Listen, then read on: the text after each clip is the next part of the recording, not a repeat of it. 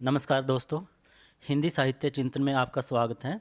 आज का हमारा विषय है पेपर सॉल्व करने का आसान तरीका या पेपर हल करने में सहायक कुछ महत्वपूर्ण टिप्स।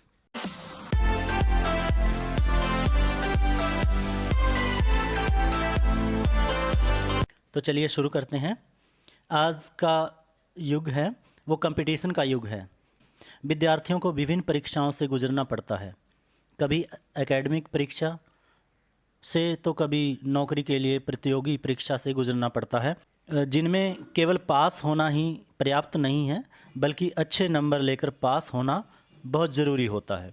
यदि विद्यार्थी की परीक्षा की पूरी तैयारी है, पूरा पढ़ा हुआ है, लेकिन उसके बावजूद भी अगर उसे कुछ महत्वपूर्ण टिप्स पता नहीं है, पेपर को हल करने का तरीका पता नहीं है, तो अन्य प्रतियोगियों से पीछे रह सकता है। क्योंकि परीक्षा में अच्छे अंक लेना बहुत कुछ इस बात पर निर्भर करता है कि पेपर करने का तरीका या स्टाइल उसका कैसा है, उसे अच्छे से आता है या नहीं आता है।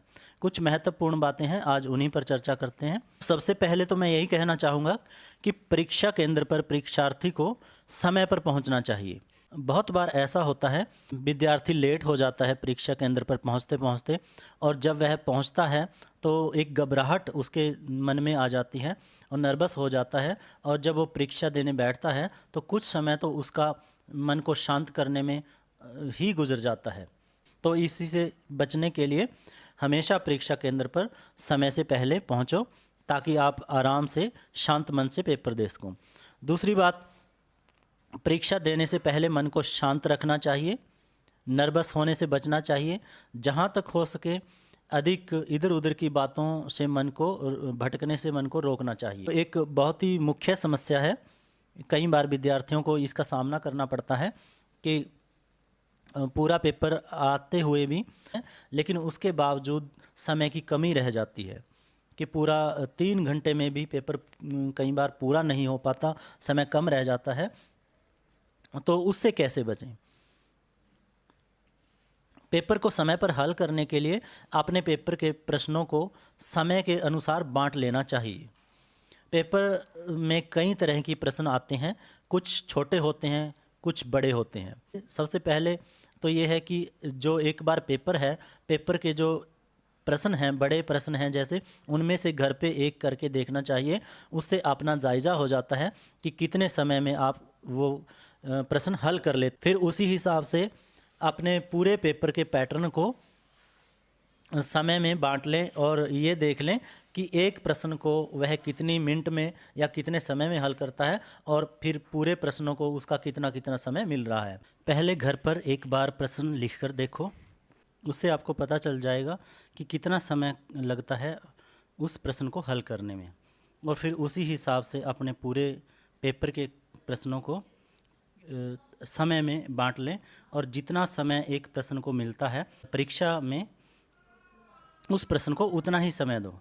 अगर आप लिखे जा रहे हैं और समय अधिक हो गया है तो अपने उत्तर को वहीं पर समेटने की कोशिश करो, क्योंकि उसी पर ज़्यादा समय लगाने की बजाय आप अगला प्रश्न हल कर सकते हो। अगर उसी प्रश्न के 1-2 पॉइंट लिखने रह जाते हैं, कुछ प्रश्न लिखना रह जाता है, उसकी बजाय अगर आप अगला प्रश्न सॉल्व करते हैं, आपके नंबर अधिक आने का उम्मीद अधिक रहती है।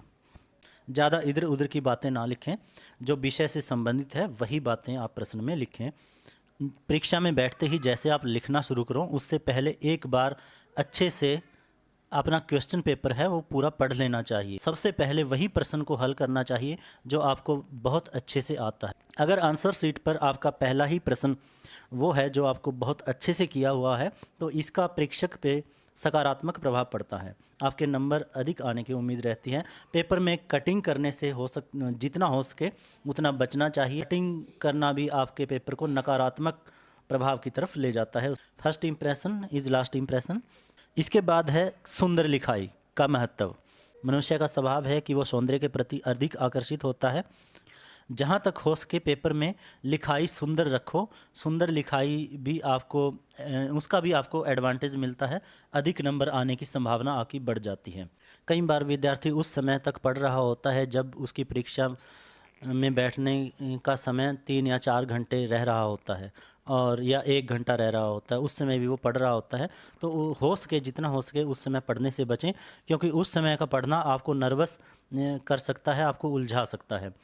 कई बार ऐसा प्रश्न सामने आ जाता है जो जो ऐसा लगता है कि पहले कभी देखा ही नहीं, और फिर मन करता है कि इसको पढ़ें, कहीं ये परीक्षा में ना आ जाए। फिर दूसरे पे मन जाता है कि कहीं इसको पढ़ लें और ये ना परीक्षा में आ जाए, और ऐसा करते करते कई बार उलझन में पड़ जाते हैं, दिमाग नर्वस हो जाता है, जिससे जो पहले याद होता है, जो पहले पढ़ा हुआ होता है, वो भी दिमाग से मिस हो जाता है।